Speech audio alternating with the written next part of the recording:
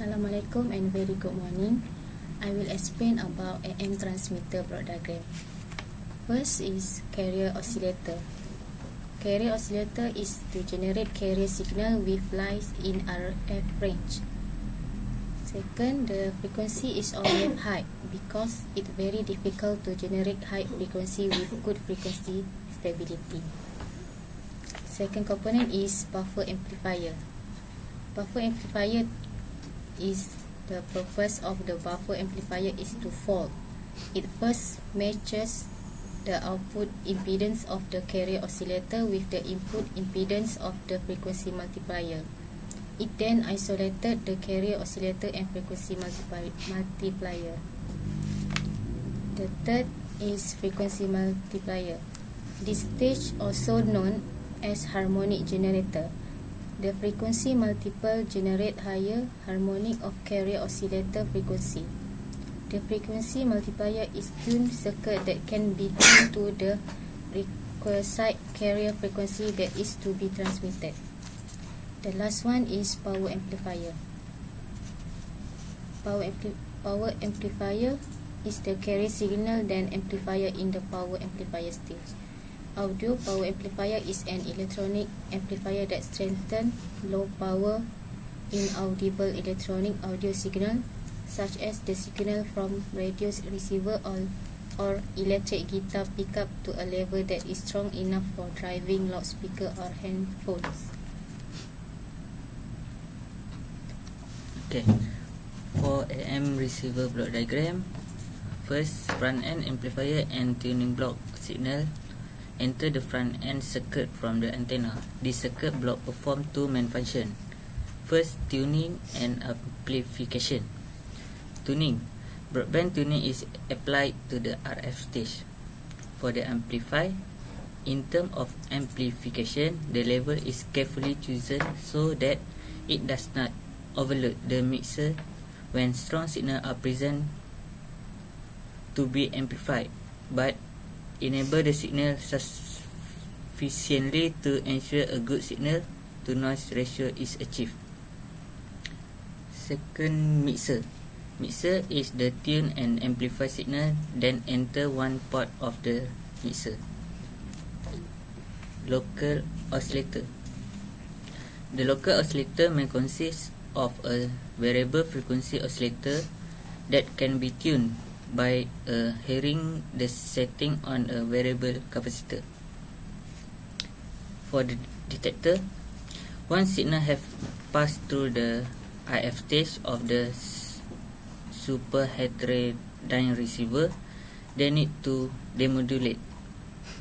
Different demodulate are required for different type of transmission, and as a result, some receiver may have a variety of demodulator that can be switched into accommodate the different type of transmission. Audio amplify. The output from the demodulator is to recover audio. This is passed into the audio stage where they are amplified audio stage and present to the headphone or a loudspeaker.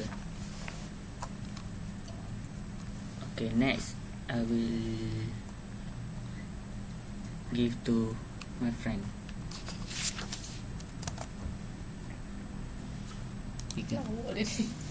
Assalamualaikum and very good morning everyone. Okay, my name is MOHAMMAD SYUKRAN. Now I will explain about AM transmitter circuit. Okay, the simple AM transmitter circuit include of many parts. There is a transistor Q1 as increase the audio signal from the crystal microphone, and a resistor that limit amplitude of sound signal is increased by Q1. Okay, the transistor Q2 generate a radio frequencies and form the Colpite oscillator circuit. The inductor L1 and both capacitor are used to set the radio frequency output.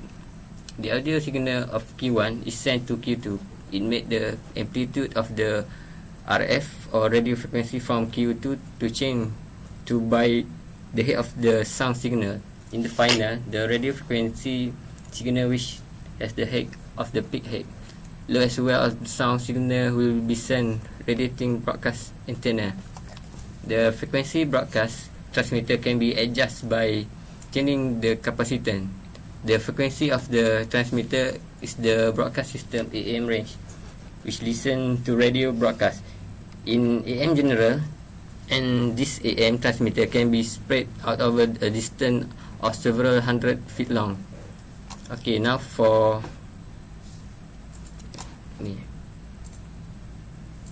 AM transceiver circuit. Okay, here is the AM transceiver circuit, receiver circuit. All general purpose transistor should work in this circuit. I use BC547 of transistor for this circuit. I use the tune circuit is designed for medium waves, but the circuit will work to much higher frequency if a different tuning coil and capacitor are used. I use a ferriter rod and tuning capacitor from an old radio which tuned from approximately K1 and K2 form a Darlington pair featuring a high pin and very high input performance. This is necessary so as not to unduly load the 10 circuit. There's only one tune circuit in this design, so sensitivity and selectivity will not be as good as a regenerative or superhead. For audio amplifier, Q2 collector would be biased near supply voltage. However, the input signal level at radio frequency are teeny, typically 15 microvolt across the coil being amplified by Q2M being about 5 millivolt radio frequency across the load resistor. The feedback resistor between Q2 output and the tank circuit L1 affect overall performance of the receiver.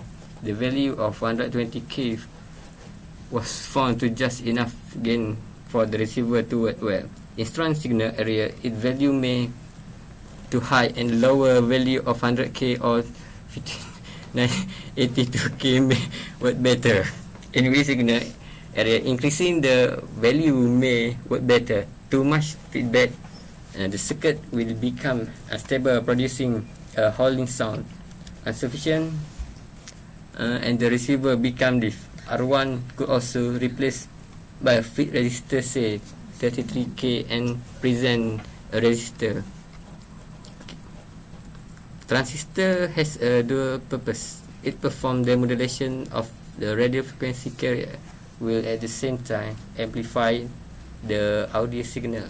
Audio level varies on the strength of the received station, but I had typically the audio voltage, not radio frequency signal level.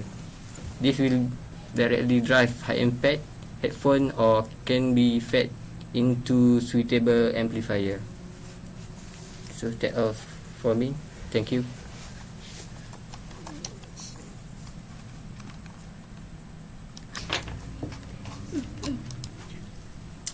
For our expected result in this project, firstly is the amplitude modulated frequency can be designed and construct. Second, the radio frequency signal has been detected and demodulated during this project. Third, can be used as a loudspeaker, and the transmitter circuit has been constructed, and lastly the receiver circuit been constructed. Thank you.